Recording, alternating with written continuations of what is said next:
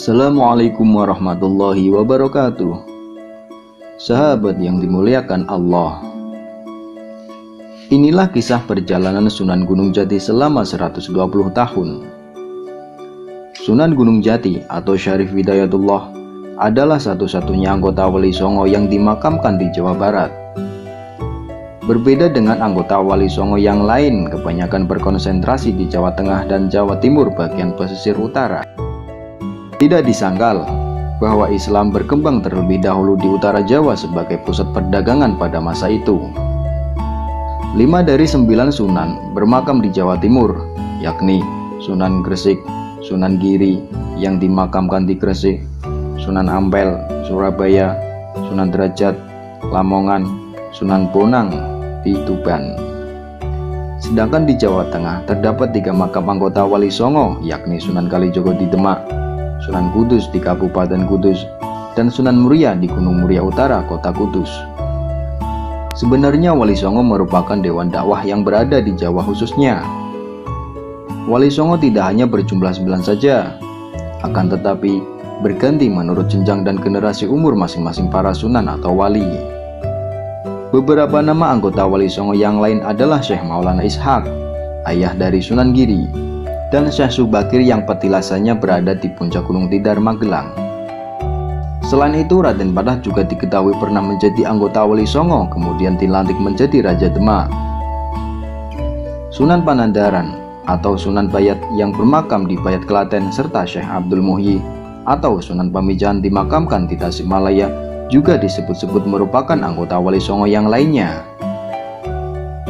Akan tetapi yang terkenal di Jawa Barat hanya Sunan Gunung Jati yang memiliki daerah dakwah di Kerajaan Pajajaran dan Galuh. Fokus dakwah Sunan Pamijahan di Kerajaan Pajajaran bagian dalam, dan Sunan Gunung Jati bagian utara dari kota Cirebon sampai dengan Banten. Profil Sunan Gunung Jati.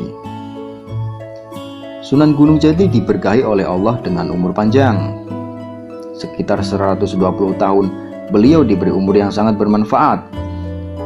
Sunan Gunung Jati bernama asli Syarif Hidayatullah, atau ada yang menyebutnya Sayyid Kamil.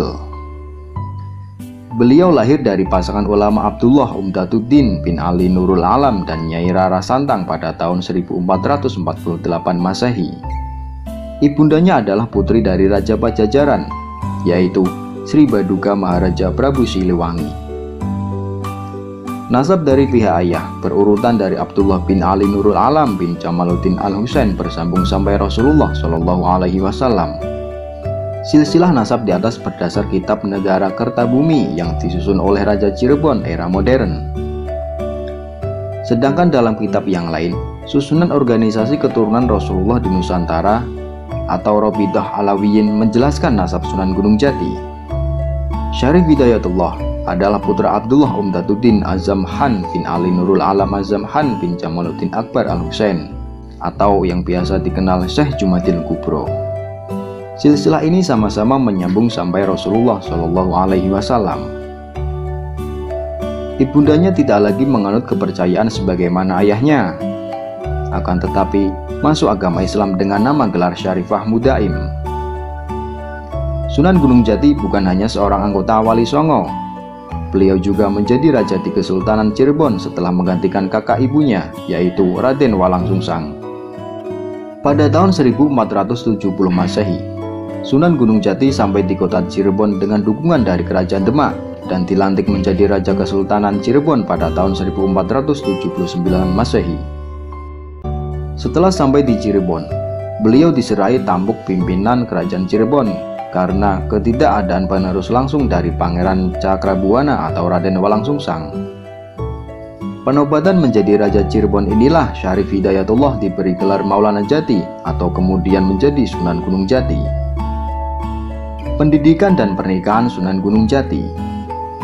Banyak catatan sejarah mengungkapkan bahwa Syekh Nurjati merupakan guru beliau.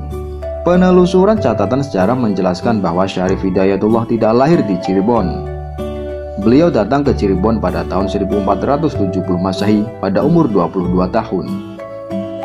Syarif Hidayatullah sebelum sampai ke Cirebon terlebih dahulu singgah di Pasai untuk belajar dan memperdalam Islam. Sebelumnya, pada saat masih di Mesir, beliau memulai belajar kepada ayahnya sendiri, yaitu Syekh Abdullah Umdatuddin, dan kepada ulama-ulama di Timur Tengah pada masa itu. Sedangkan Syekh Datuk Kahfi atau Syekh Nurjati atau Nurul Jati merupakan guru dari paman beliau, yaitu Pangeran Cakrabuana, dan ibundanya Nyai Rara Santang atau Syarifah Mudaim. Walaupun dimungkinkan pula Sunan Gunung Jati berguru kepada guru paman dan ibundanya setelah sampai di Cirebon. Syekh Nurul Jati sendiri adalah penyebar Islam pertama di Cirebon dan daerah Sumedang, Jawa Barat. Beliau diketahui tidak hanya memiliki seorang istri. Sunan Gunung Jati menikahi anak dari guru ibunya, yaitu Syekh Nurjati, yakni Nyi Rara Jati. Pernikahan dengan Nyi Rara Jati dikaruniai dua putra, yakni Pangeran Jaya Kelana dan Pangeran Brata Kelana.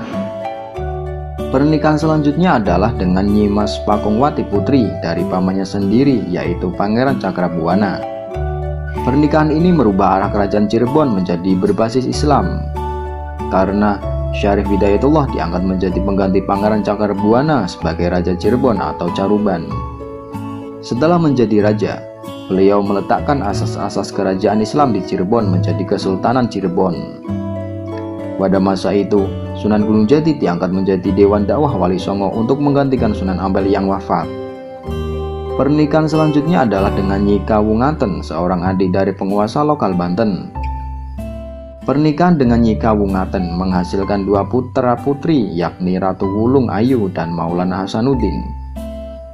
Ratu Wulung Ayu kemudian hijrah mengikuti suaminya ke India, sedangkan Maulana Hasanuddin meneruskan perjuangan dakwah Islam dengan mendirikan kerajaan Banten dan menjadi raja pertamanya. Kisah pernikahan Sunan Gunung Jati dengan wanita Tionghoa tidak terekam dengan baik. Beberapa sumber menerangkan bahwa istri berdarah Tionghoa bernama Ong Tim Nio. Beberapa orang meyakini bahwa Sunan Gunung Jati memiliki istri dari kalangan Tionghoa, karena di makam Sunan Gunung Jati terdapat banyak keramik yang bercorak Tionghoa. Metode dakwah Sunan Gunung Jati. Dakwah Sunan Gunung Jati berfokus pada daerah Cirebon dan pesisir utara sampai ke barat Jawa Barat pada masa sekarang. Sunda Kelapa atau Jakarta juga menjadi daerah perjuangan dakwah Islam Sunan Gunung Jati. Deretan kota dagang yang menjadi objek dakwah menjadikan beliau menggunakan fasilitas kekuasaan dan kemampuan mempersatukan akulturasi budaya. Selain menggunakan kekuatan kerajaan untuk meluaskan dakwah Islam, beliau juga melakukan pernikahan-pernikahan yang berdampak baik untuk penyebaran Islam. Metode penyebaran agama Islam yang dilakukan oleh Raden Syarif dikenal cukup unik, sebagaimana wali-wali lain di Jawa Tengah dan Jawa Timur. Beliau menggunakan metode kesenian yang mudah diterima oleh warga Cirebon. Siasat beliau yakni menggunakan gamelan untuk dakwah. Bagi siapa saja yang ingin melihat pertunjukan seni gamelan dari Raden Syarif, dianjurkan untuk mengucapkan syahadat terlebih dahulu. Beliau menjadi pemrakarsa berdirinya kerajaan Banten di ujung kulon Pulau Jawa. Syarif Hidayatullah mengalami perjuangan yang cukup sulit, karena pada saat itu terdapat ekspansi Portugis ke wilayah Nusantara. Beliau juga menjadi mentor bagi Pati Yunus dalam ekspansi mengusir Portugis di wilayah Cirebon. Penggunaan metode lebih halus beliau lakukan setelah pulang haji dari Mekah bersama putranya Maulana Hasanuddin. Jasa besar beliau meletakkan dasar penyatuan Banten dalam sebuah kerajaan yang satu. Beliau kemudian menunjuk sultan yang layak adalah putranya, yaitu Maulana Hasanuddin pada tahun 1552 Masehi. Pendirian kerajaan Banten merupakan jalan panjang dakwah Islam di sana. Sebelumnya Banten adalah wilayah pelabuhan yang sudah dimasuki Portugis. Perlombaan dakwah Kristen oleh Portugis dibendung oleh beliau beserta putranya Maulana Hasanuddin. Maka pendirian Kesultanan Banten sangat berpengaruh terhadap dakwah dan kekuatan mental Islam dalam menghadapi penjajah serta dakwah misionarisnya. Beliau wafat pada tahun 1568 Masehi dan dimakamkan di Gunung Jati, maka menjadi terkenal sebagai Sunan Gunung Jati. Demikianlah sekilas tentang kisah perjalanan Sunan Gunung Jati selama 120 tahun. Semoga bermanfaat. Assalamualaikum warahmatullahi wabarakatuh.